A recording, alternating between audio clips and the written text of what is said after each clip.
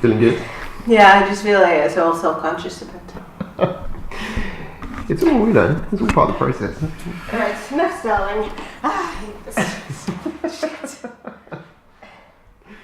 I watch the sun sink into the sea.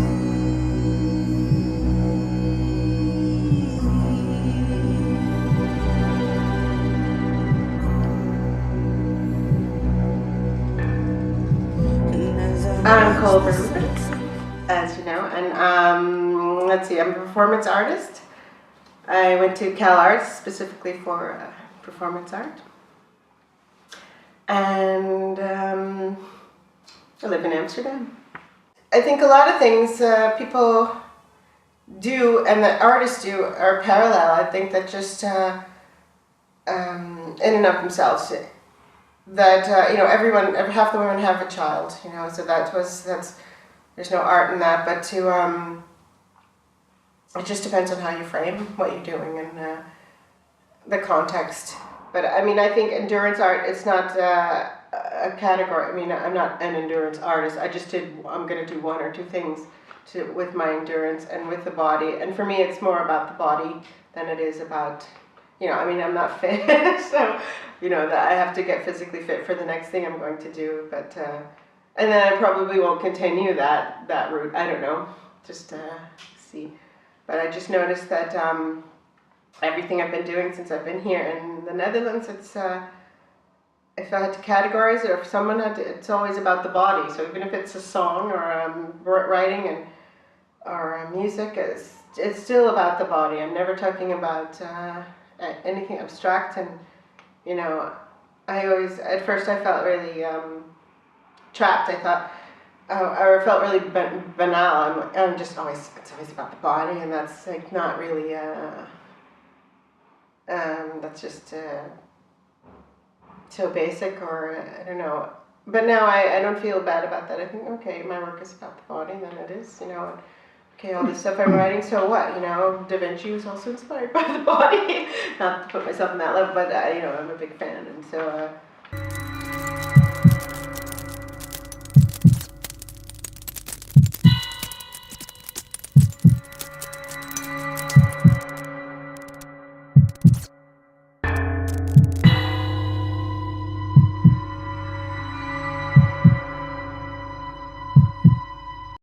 I mean, do you think there's a line from the struggles you had as a ballerina and as a dancer, trying to become that, and that's the wellspring of it? No, but it really makes me realize I can put myself through a lot, and of pain, and it'll be okay, and I think the pain was the most interesting thing to me about ballet, because it hurts a lot. I hear a lot of people saying, oh yeah, I hurt my back doing this and that. I'm just always thinking, or they're saying, don't lean like this because, you're gonna, or a lot of times, and I think really in the dance class, you've got to do that maybe 400 times, and you've got end with style and your shoulders down.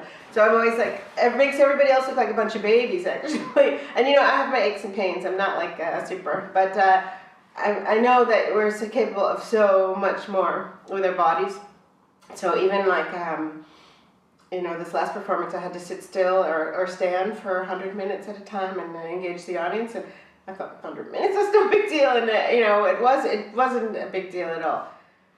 I'm now realizing that I was determined to be a ballerina, even though it was like totally against everything, being black or being, round. And I just like forced myself. And I was always 46 kilograms and really competitive, and my goal was to get into like New York City Ballet Summer School, and all these goals that just had to do with proving that I could do it, and not really like, oh, I want to be a ballerina, but more like, oh, someone said I couldn't, so I'm gonna do it.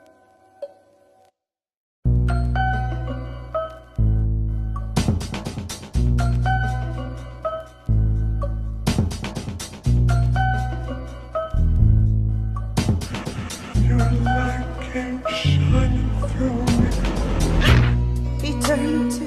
The only thing I really can hope for, especially with the audience, is a kind of a connection and their electricity. I mean, it's hard to,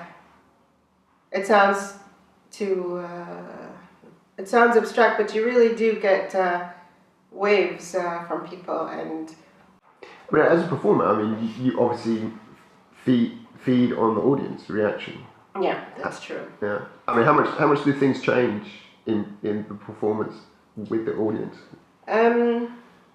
Now, every person that comes before you is different, you know. I mean, there's some types of people who come and kind of repeat behavior, but and the performance you're probably referring to, the Exhibit B, there's actually very little interaction in the traditional sense. There's a lot of, there's not even applause at the end, you know, the audience just kind of silently leaves, and that was fine. I didn't even really notice that.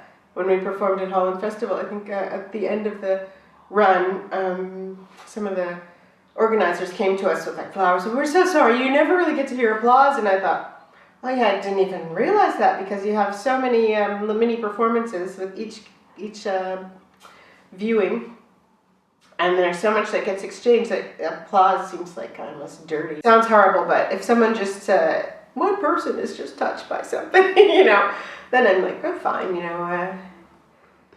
I feel like I'm free to do whatever I feel like, and as long as I just do it, and that's the key, you know, to just, as long as I actually do something. I think there's going to be Amsterdam, so it's going to be a couple of fans, you know. I mean, what's the starting point for a project for you?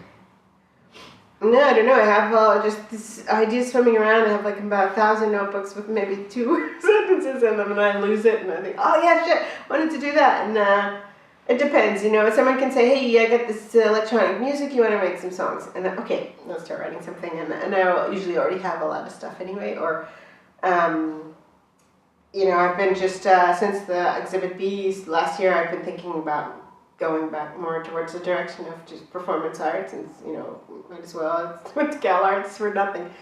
And then as soon as I say I want to do this or that, so many ideas come in, and I just think, oh, okay, this is impossible, this is ridiculous, come on, write it down. And it's just the tyranny of too many ideas and not enough. So I didn't talk about the plastic soup, thank God, and why